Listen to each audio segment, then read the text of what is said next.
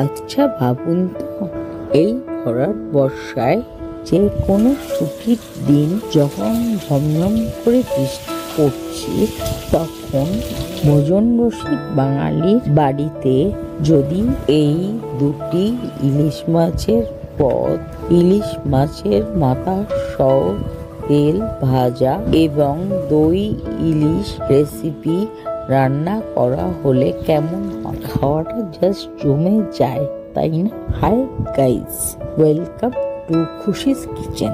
ভিডিওটি শুরু করা যাক। বাঙালির বাড়িতে থাকা বেশ কিছু উপকরণ দিয়ে এই দুটি পদ রান্না হয়ে যায়। Here I am providing the ingredients list of first recipe, ইলিশ মাছের মাথা ও তেল ভাজা with the following process. ইলিশ মাছের তেল এবং মাথা ভাজা।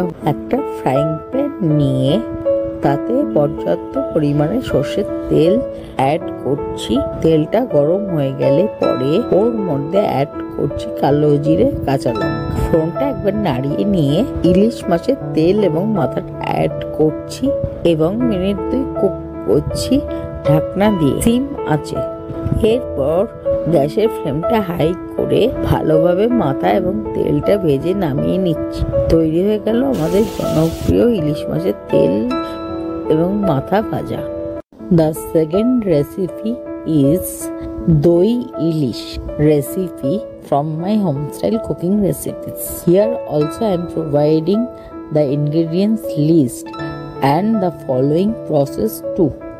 দই ইলিশ বানাতে এখানে আমি 5 পিস ইলিশ মাছ নিয়ে নিয়েছি। প্রথমে মাছগুলিকে হালকা ধুয়ে পরিষ্কার করে জল ঝরিয়ে একটা বলে নিয়ে নিয়েছি। এবারে ওর মধ্যে স্বাদ মতো নুন, অল্প হলুদ গুঁড়ো, অর্ধেক পাতিলেবুর রস এবং বেশ কিছুটা সর্ষের তেল দিয়ে মাখিয়ে নিচ্ছি। এবারে ওই বোলটা সাইডে রেখে দিচ্ছি। দই ইলিশের গ্রেভিটা বানাতে এখানে দইয়ের পরিমাণটা বেশি লাগে, তাই জন্য আমি এখানে 200 গ্রাম দই নিয়ে নিয়েছি। এবারে দইটা ভালো করে ফেটিয়ে স্বাদ মতো নুন তো অ্যাড করে দিচ্ছি। এরপর ওর মধ্যে যোগ করছি কালো এবং সাদা সর্ষে বাটা।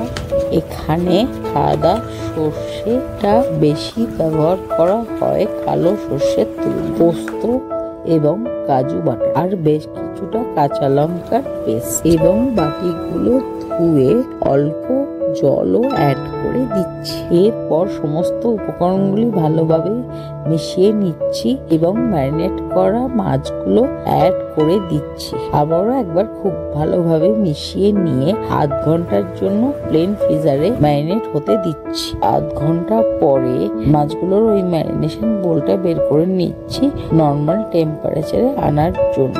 যখন নর্মাল টেম্পারেচারে এসে গেল তখন একটি ননস্টিকের কড়া নিচ্ছি। ওর মধ্যে পর্যাপ্ত পরিমাণে সর্ষের তেল অ্যাড করছি। তেলটা গরম হয়ে গেলে পরে প্রথমে ওই তেলের মধ্যে মাছের পিসগুলো দিচ্ছি এবং গ্রেভিটাও অ্যাড করে দিচ্ছি একসঙ্গে। একবার ভালো করে মিশিয়ে নিয়ে ঢাকনা দিয়ে মিনিট 7 জন্য কুক করে নিচ্ছি মিডিয়াম আছে। 7 মিনিট পর ঢাকনাটা খুলছি।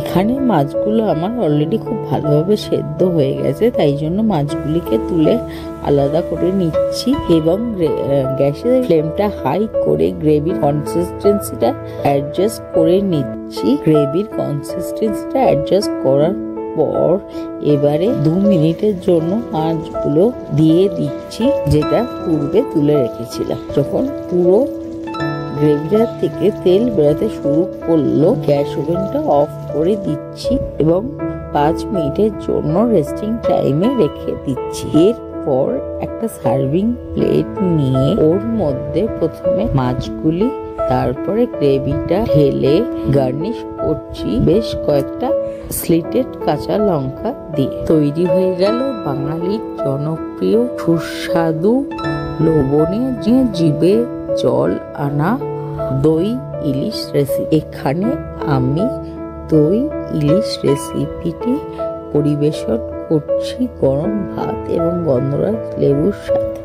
আজকের ভিডিওটা এই অবধি, এবং ফিরে আসবো খুব শীঘ্রই একটি নতুন কুকিং রেসিপি নিয়ে।